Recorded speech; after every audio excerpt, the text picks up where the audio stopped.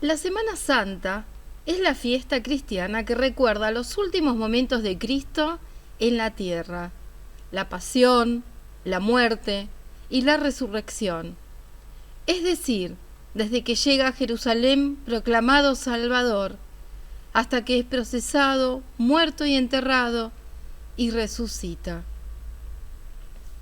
¿Por qué existe la tradición latinoamericana de recorrer 7 iglesias en la noche del Jueves Santo? De forma general, se puede decir que estas visitas simbolizan el querer acompañar a Jesús en cada uno de sus recorridos desde la noche de su captura hasta su crucifixión. ¿Qué les parece si vamos recorriendo las 7 iglesias?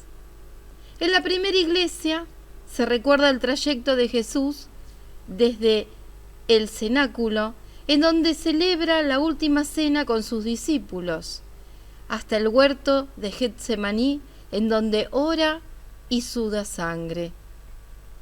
En la segunda iglesia se medita sobre el paso desde el huerto de Getsemaní hasta la casa de Anás, donde fue interrogado por éste y recibe una bofetada. En la tercera iglesia, la oración se centra en el recorrido de Jesús hasta la casa de Caifás, lugar donde recibió escupitajos, insultos y sufrió dolores durante toda la noche. La cuarta iglesia, el centro de la reflexión para la cuarta iglesia, es la primera comparecencia de Jesús ante Pilatos, el gobernador romano de la región. Allí Jesús fue acusado por los judíos que levantaron falsos testimonios contra él. En la quinta iglesia se acompaña al Señor en su comparecencia ante el rey Herodes, quien junto con sus guardias también lo injurian. En la sexta iglesia se medita sobre la segunda comparecencia ante Pilatos y cuando Jesús fue coronado con espinas y condenado a muerte.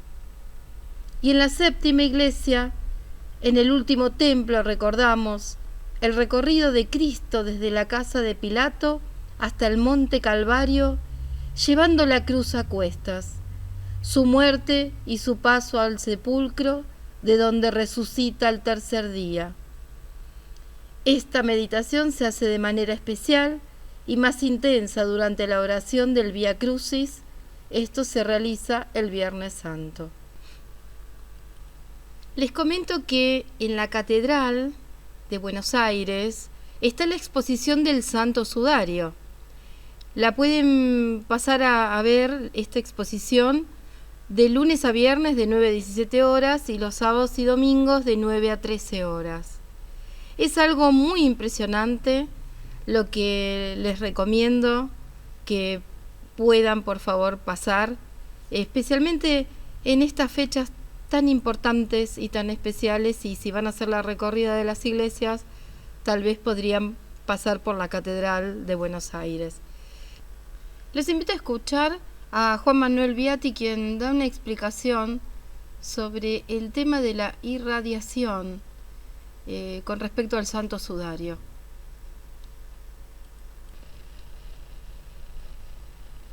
Una cosa más muy interesante que hay en la exposición es un par de moneditas que son los 2 leptones que los científicos al principio no veían por qué los ojos de Jesús estaban como tan exorbitados, ¿no?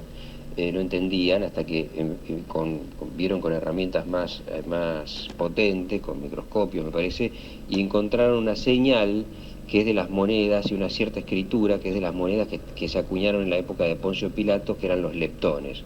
Esas monedas chiquititas que se ven ahí son leptones, que son las 2 monedas que le pusieron, como era la tradición en la época, en los ojos a Jesús, y quedaron grabadas en la síndone de Turín.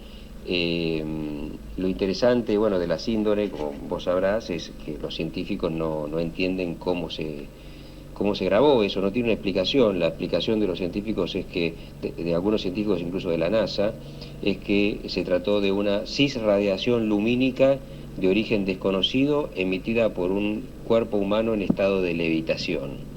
O sea, ese es el diagnóstico de los científicos que le estudiaron, la síndrome de Turín es el objeto más estudiado, científicamente más estudiado del mundo. Lo han estudiado de todas las ciencias y bueno, y salvo la única explicación que tiene es que Jesucristo estuvo ahí envuelto en ese lino.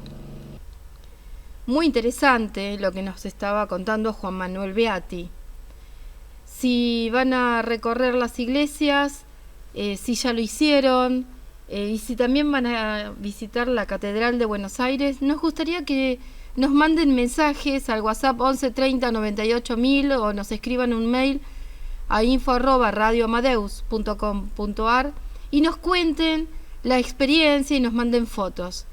Ahora vamos a escuchar una nota que le hizo Lectio Divina Digital de Jalapa, México, a Sara Show de Crito, hija de Enrique, con el tema "El mundo sería mejor si aspiramos a ser santos". ¿Qué tal? Sean bienvenidos a su comunidad digital de Lectio Divina. Hoy nos encontramos con una gran hermana que es muy alegre, que es muy amable, pero sobre todo es hija de un empresario venerable que está en proceso de beatificación. Nosotros estamos hoy con nuestra hermana Sara Show. Bienvenida, hermana. Pues platícanos un poquito primero quién es Sara Show. Bueno, yo soy ya abuela, tengo 13 nietos y 5 hijos. Y acá lo más importante en esta entrevista es que soy hija de Enrique, mi papá, y yo tenía 16 años cuando él murió, así que tengo muchos recuerdos, muchos buenos recuerdos, ¿no? Se ocupaba mucho de muchas cosas, era un papá excelente, fue tremendo cuando murió porque la verdad que dejó un hueco muy grande en la familia. Perfecto. Sí. Oye, hermana, y tu papá pues es el primer santo, padre de familia, laico, empresario. ¿Él nació santo o se esforzó, se propuso ser santo? Bueno, todavía no está en el Vaticano, todavía no está, está el proceso, recién lo acaban de declarar venerable siervo de Dios, ¿no? O sea que es un proceso que se va avanzando. Bueno, ahora está en el tema del proceso del milagro, para que recen, para que avance rápido, que ya está allá lo tienen que estudiar así, perito. Y por suerte, en esa época se escribían cartas, y están las cartas, sobre todo de cuando estaba de novio con mi mamá. Él era marino, estaba en barco, embarcado, era la Segunda Guerra Mundial, y bueno, no se veían tanto, y gracias a eso están las cartas. Y ahí se ve clarito cómo él, cómo le va diciendo a mamá qué clase de vida querían hacer, qué clase de familia. Ambos habían perdido a la mamá muy chicos, entonces como que le daban muchísima importancia a construir una familia porque no la habían tenido. Entonces es como que a personas que lo tuvieron todo desde niños les parece algo obvio y muy natural, pero ellos sabían que lo importante que era porque habían sido huérfanos de madre ambos, ¿no?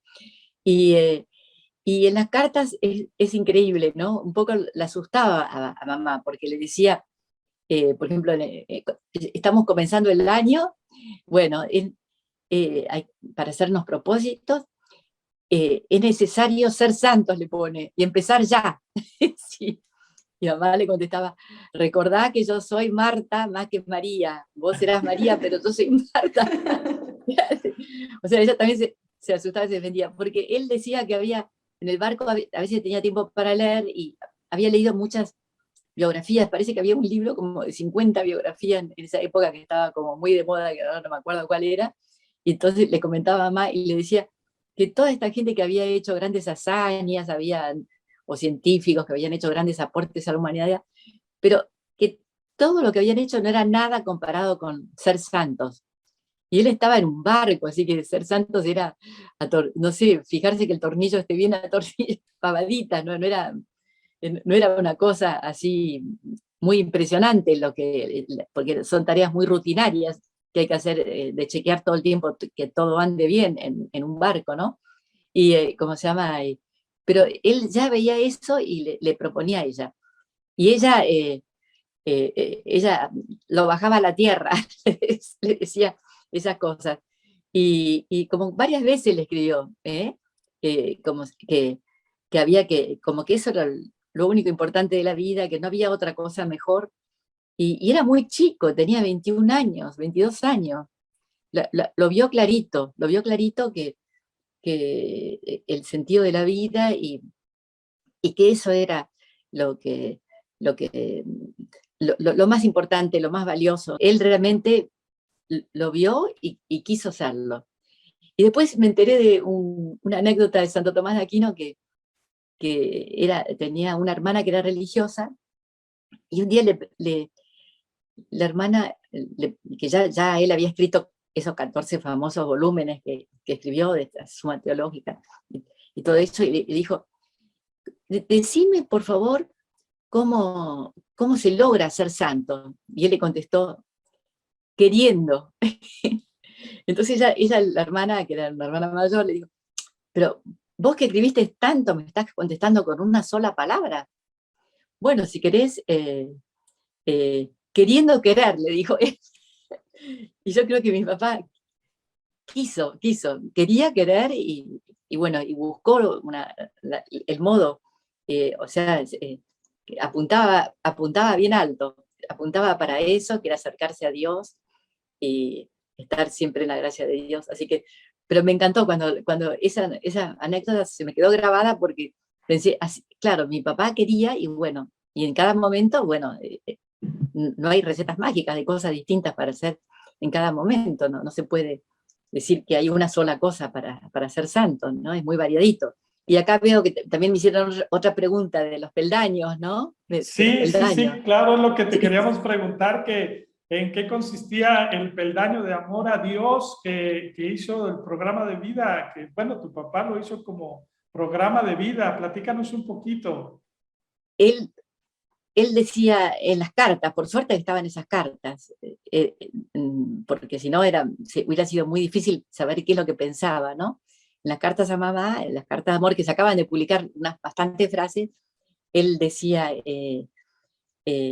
yo acá en el barco tengo todo programado desde la mañana hasta la noche, todo con horarios fijos, con tareas así fijas, todo, pero no tengo programado nada para la vida espiritual, era todo para la parte laboral, bueno, también tenía su tiempo de relajarse, de descanso, de lectura, lo que sea. Entonces, yo tengo que tener también programada mi vida espiritual, porque si no pasan los días y uno se desconecta, se puede decir, porque así lo tangible uno lo toca y atrae mucho. Y entonces le empezó a proponer a mamá, bueno, hagamos un programa de vida y bueno, y durante muchísimas cartas estuvieron hablando de eso y lo llamó peldaños de amor a Dios. Y lo tenía siempre con él y bueno, lo fue así a veces puliendo un poquito y todo, están todos publicados.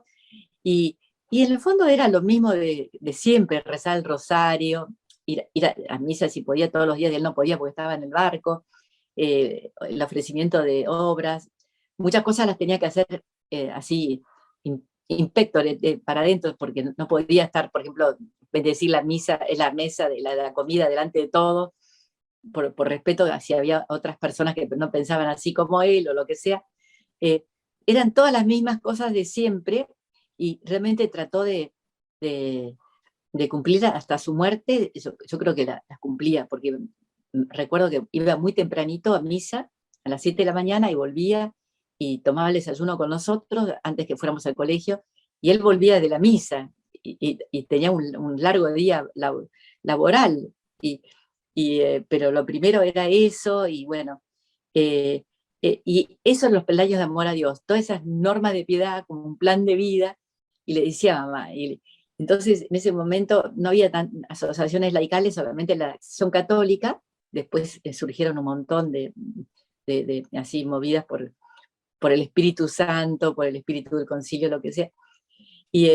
Pero, por ejemplo, le había dicho, ¿por qué no nos hacemos de la tercera orden franciscana? Y mi mamá decía, no, no, porque ahí iban solamente viejos, le decía. Claro, o sea que es muy lindo porque ahí se ve cómo es importante el noviazgo como proceso de maduración para ponerse de acuerdo, porque a veces la gente se casa y bueno, y empiezan las discusiones, pero hay que tratar de consensuar y ponerse de acuerdo porque ese es un equipo y hay que tirar la pelota para el mismo lado. Y gracias a eso se ve bien clarito cómo fue ese programa ese plan de vida que lo hizo, después lo pulía, lo volvía a hacer, y bueno, y lo tenía siempre en su libretita, que esa libretita la tenía siempre en su bolsillo, o sea que él estaba muy pendiente de cumplir con todo eso. Cumplía con muchas cosas, pero sobre todo con estas normas de piedad tan clásicas y que son tan importantes, porque frecuentar los sacramentos hace aumentar la gracia de Dios y eso hace aumentar la fuerza y la y hace disminuir la posibilidad de equivocarse, elegir mal y todo eso, ¿no? Sí. Sí. Así que bueno, espero que les haya quedado esto de los peldaños, ¿no? Sí, sí, muy sí. bien, hermana, muchas gracias. Y queríamos preguntarte qué carácter tenía tu papá. ¿Discutía, se molestaba? ¿Qué carácter tenía? Sí, eso fue gracioso porque había una norma del Vaticano que ahora no, que pedían la grafología. Sí. Pero ahora creo que Benedicto, no sé qué, simplificó muchas normas para las causas de beatificación y ya no. Y ahí se veía muy clarito que tenía un carácter muy fuerte, muy fuerte. Pero yo no lo notaba. Quizá esa fuerza la encauzó bien, se puede decir, ¿no? Y, y yo lo que más recuerdo era cuando él llegaba a casa, era una gran alegría, era como una fiesta, todo entraba silbando, no sé. Y después muchos testimoniantes, que hay como 400 testimoniantes que pudieron dar su testimonio y después se fueron muriendo todos, ¿no? Así que se fueron recogidos los testimonios bastante oportunamente, porque si no se hubieran perdido. Todos recordaban su sonrisa, su amabilidad, y él además él escribía, tengo que poner buena cara, tengo que ser más sonriente. Lo escribía varias veces, o sea que se notaba que tenía ganas de, de golpear a alguien por ahí, no sé, lo digo yo, ¿no? Que a veces no sé qué, pero él se esforzaba por ser sonriente y muchísima gente a mí me decía, ay, pero tu papá tan santo que era. Y yo digo, ¿pero por qué? Ah, porque era tan sonriente. Y yo digo, pero ¿qué es lo que percibieron que en esa sonrisa vieron que había algo de santidad? Claro, porque lo normal es que uno no esté de buen humor todo el tiempo. Lo normal es que a uno tener contratiempos y molestarse, fastidiarse, ¿no? Y a él no lo pescamos de mal humor. Bueno, una vez a mí me pasó algo que vi que se había puesto de mal humor conmigo, que siempre ya el pobre, yo después calculando, él ya estaba operado de cáncer, y yo lo tiré vestido a la pileta. Yo con esa torpeza de la adolescencia, y entonces no sé qué me gritó, y medio había como chicos, y medio como que se cayó, no sé. Yo después me di cuenta, claro, él debía estar recién operado, no, a él le gustaba la pileta, ¿por qué no estaba en la pileta? Claro, tendría una prescripción médica y yo con la torpeza lo tiré la pileta. Qué horror. Y no sé qué me gritó, y yo me reofendí, porque la primera vez que me había gritado algo como de muy mal humor, ¿no? Muy enojado. Y después vino a buscarme y a explicarme, claro, es como una reacción primaria que tuvo él, ¿sí? Después esa es una reacción que no la pensó, ¿sí? Yo, pero me acuerdo con horror que era yo la que estaba ofendida, no él, ¿sí? Era yo la que tenía que pedir perdón y él me pidió disculpas por lo que me había gritado, que ni siquiera era una mala palabra, ni me acuerdo qué era, pero no sé, me dijo, ¿cómo haces eso? La verdad que no me puedo acordar, pero me acuerdo de la cara de mal humor que puso, eso sí me acuerdo que como que a mí me sorprendió, así que bueno. O sea que la gente lo que más se acuerda de él es ese tema de la amabilidad, de la sonrisa, y bueno, y yo también lo tengo muy presente, y además que prestaba atención. Yo me acuerdo que le contaba, ¿qué le contaría? Pavaditas, pero re pavaditas, y que me miraba con mucha atención y se interesaba por todo lo que yo decía como si fuera algo importantísimo, ¿sí? Nada raro, nada de vestirse como un monje, no, porque mamá también le resolvía esos temas, ¿no? Así que no sé si les contesté. Era muy natural con las cosas, pero no,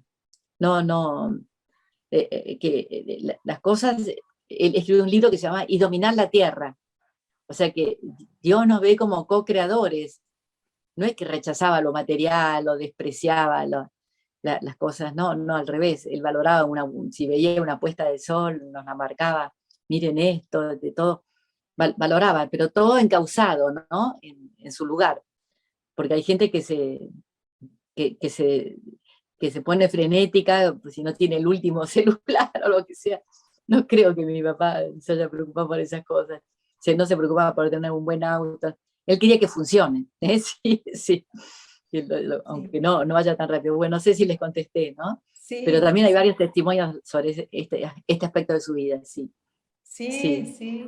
Realmente hay muchos testimonios que yo he escuchado de lo desprendido que era tu papá y realmente le interesaba los demás, ¿no? Lo que le interesaba era hacer felices a los demás. Y dentro de esto, ¿por cómo es que funda ACDE, la asociación?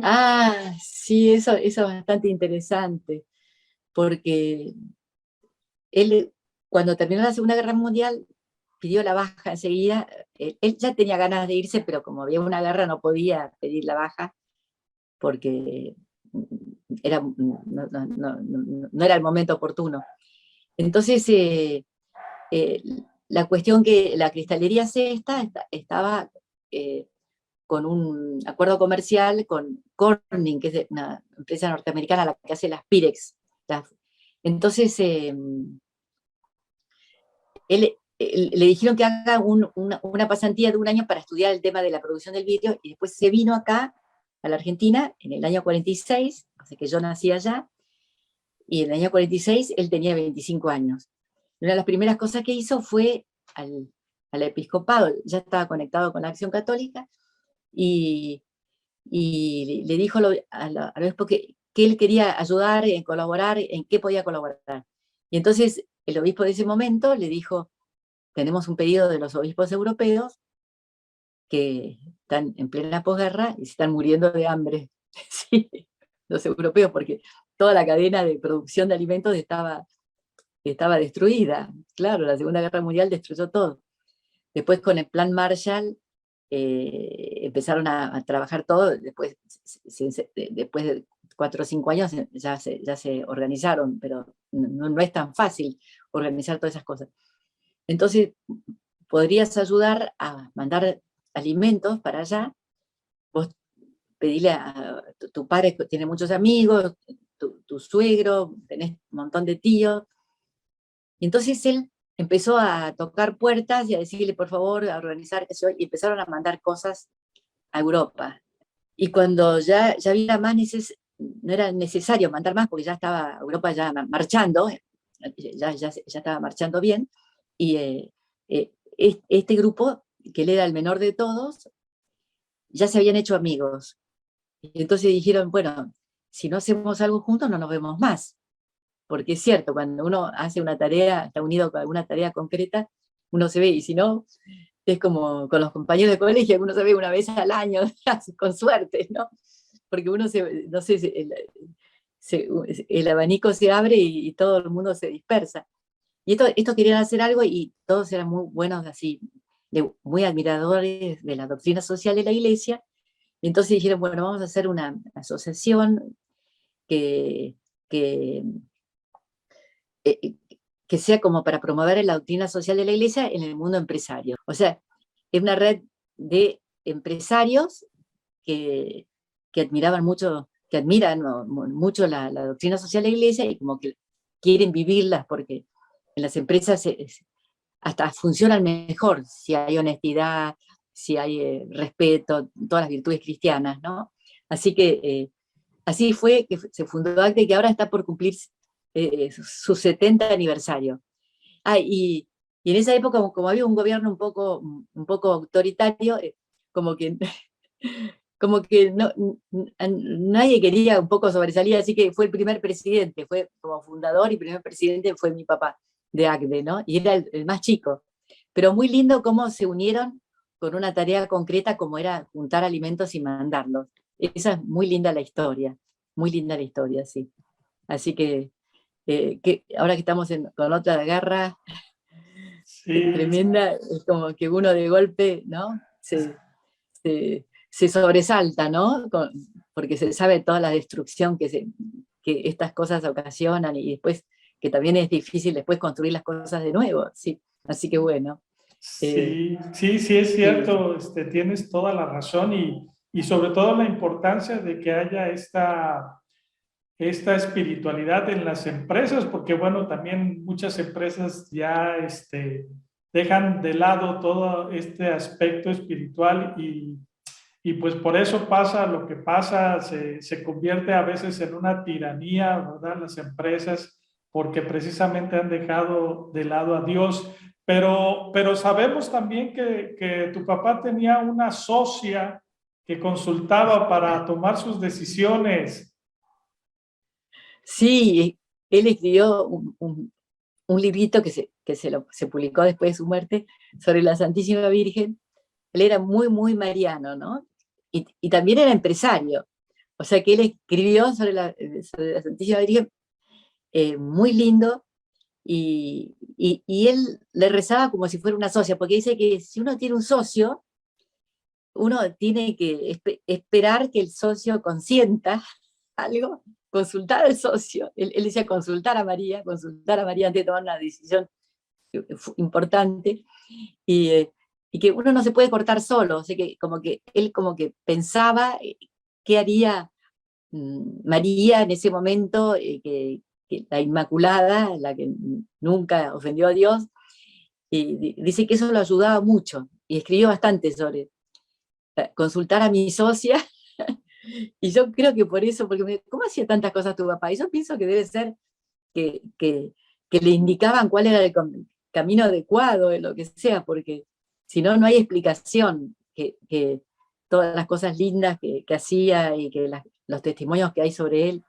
Recuerden que si quieren que nosotros les mandemos los links de los libros de Enrique y los links de los libros de Sara, nos mandan un WhatsApp al 11 30 98 000 o un mail a info@radioamadeus.com.ar.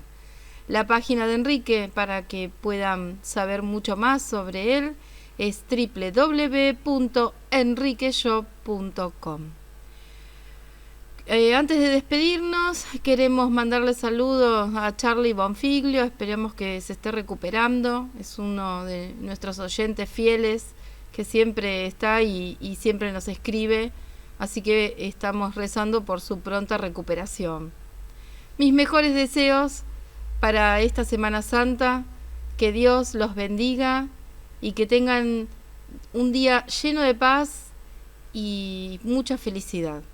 Nos encontramos en el próximo programa, en Enrique Yo, Camino a la Santidad.